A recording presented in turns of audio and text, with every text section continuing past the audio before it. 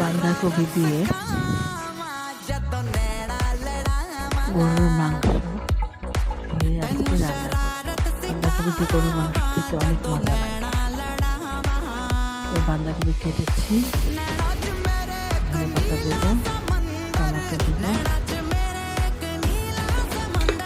এখন সব গরম মশলা দিয়ে রান্না করছি।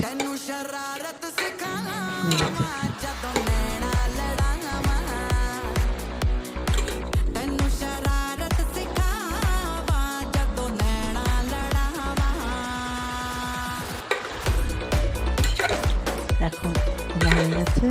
এখন অল্প অল্প করে বাঁধাকপি দিব, নেড়ে চেড়ে দেবো,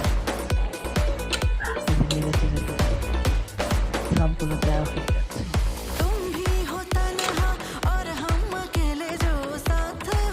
নেড়ে দিলাম।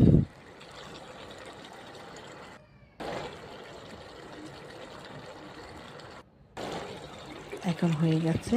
টমেটো দিলাম আর ধনে পাতা দিলাম।